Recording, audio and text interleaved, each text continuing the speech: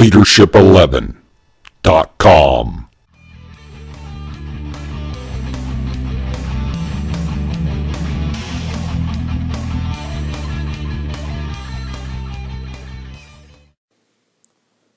Welcome to Leadership Role. I'm your host, Dr. Kitty, and today we're going to talk about beginner's basics.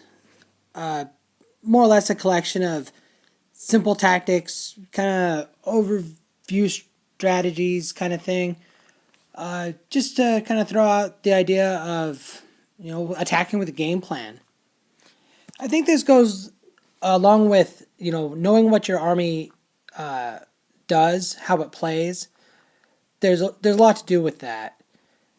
If you're going into a game and you're not really sure how your army wins, well, it's going to be pretty tough.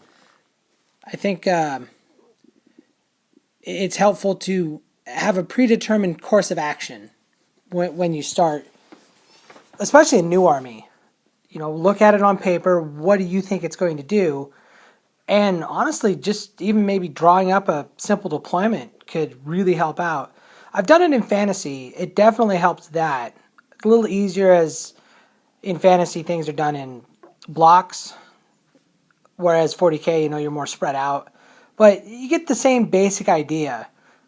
You certainly can't plan for every situation, but it's nice to know what it is that you're going to be trying to do when you first set up. One of the key things when you're setting up is you have to know what in your army can kill what. And when you're deploying, you're going to have to look at your opponent's lists or what they're bringing and determine, where do I need to put these devastators with missiles? Or should I hide my wave serpent in the first turn? Knowing if you're going first or second definitely helps, but as you can lose the initiative, you do kind of generally want to plan that you're going second. You could definitely risk all and just plan for first and hope they don't roll a 6 or possibly less if they're running a particular army. It's kind of risk big, win big in some situations. But for the most part, a lot of your game is going to start with deployment. You really want to learn how to deploy. And that's something I'm going to cover in greater detail in the future. And even with the idea of it being a numbers game, it's really not an exact science. Because, well, we have these little chance cubes we throw around, and those tend to ruin your plans. I think one of the basic strategic ideas that is really helpful to learn early on is target priority. Now, it can be tough when you're starting out to know, well, what does that enemy unit do? I have no idea. I don't play that army. But there's a very easy way to get around that. One, learn the rules for your army. Two, ask questions. It isn't a secret game. If you don't know what something does, you just ask. And if you're unsure of something, ask to see their codex. It's really shouldn't be a big deal at all. And it really is just sporting. If somebody asks you what your units do, don't, tell them the whole truth. Don't, obscure it. Offer to have them look at your codex. If they want, how it really works. Because some people really don't necessarily trust what's read to them. It's that you want to see it with your own eyes. It's pretty easy to understand, really. And target priority goes a long way when you know better what you're looking at does. Like if you've never played Necrons before, and there's a monolith out there, okay, it's a monolith, it's a big pyramid-looking thing, but what does it do? How tough is it? That's why you would ask these questions. Then you might realize, oh, my missile launchers aren't actually going to hurt that thing, maybe I shouldn't shoot them at it. Another trick for target priority is sometimes you just have to let things go.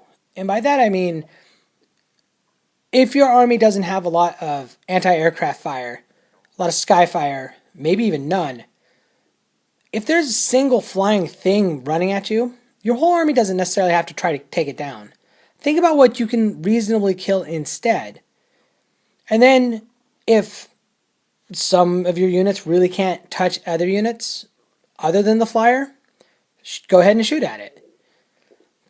A lot of flyers, especially flying monstrous creatures, sure they can do damage in the air, but things like demon princes will generally get more bang for their buck after they land. So take that turn to shoot at them.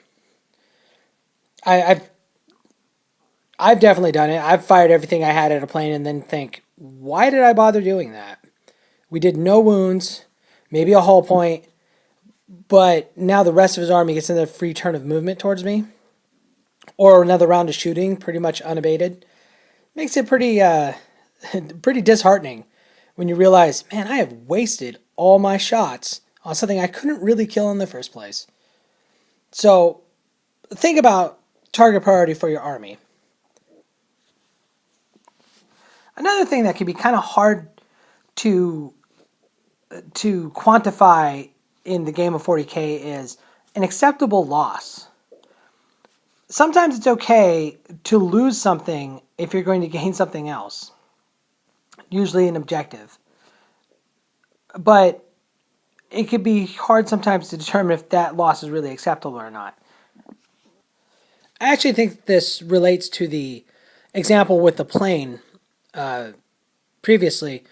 If you're firing your whole army at the plane, isn't it an acceptable loss? Like, can you accept losing your shooting for the turn to bring down that one flying monstrous creature or one storm raven or what have you? At the same time, on the other side of the table, is it okay to lose your flying monstrous creature if your opponent shoots everything he has at it? Even if it ends up dying by the end of the turn, is that an acceptable loss? Do you get to move up other units? Do you get to secure objectives? Do you get to concentrate fire on a dangerous enemy unit and kind of help nerf their ability to hurt you in later rounds? In that regard, there's almost a chess-like play in 40K where you are basically gambiting a powerful piece in exchange for, hopefully, a worthwhile advantage. But it's also not to say that sometimes you just lose things. It's just how the game works. It's the dice again. Like, sometimes they just blow you up. Sometimes you can't hit a thing. So try not to dwell too much on that, I guess, is what I would say. Another thing I would say is don't be afraid to assault. Even if you have something like a Tau army. Certainly you don't want to throw your Tau into a giant mob of orcs. Like, they're just going to get blendered and killed. But at the same time, if you've knocked a bunch of wounds off of a demon prince and your Riptide could finish it off, if your Riptide isn't hurt yet, go ahead and risk it. He runs in there and smashes the thing, maybe he kills it. And if he does, that's great. If he doesn't, well, there's a chance he'll run away. But if he can hold it off, at least then it isn't causing more havoc next turn. Kind of goes along with that acceptable loss. A lot of times assault is best used to finalize a hold on objectives. When the enemy is holding an objective, you move up, soften them up with some fire, and to really finish them off, you assault and push them off. Now, some units were really good at this. The Demon Prince, of course, is one of those. Hive Tyrants do it pretty well too. But just a Assault Marine unit can do it with some well-placed plasma pistol shots and then Furious Charge that can really take them down. So, all in all, I would say, remember the game revolves around the entirety of the game. From your deployment, your target priority, your losses and your gains, and you're assaulting. Understand how your army works and play to that. And really, I don't think you can go too far wrong. So those are some of my thoughts on like the beginning basics. Like I said, I'll go into more detail in these in future episodes. But let us know what you think. Hit us up on Leadership 11, leave some comments, and we'll talk to you later.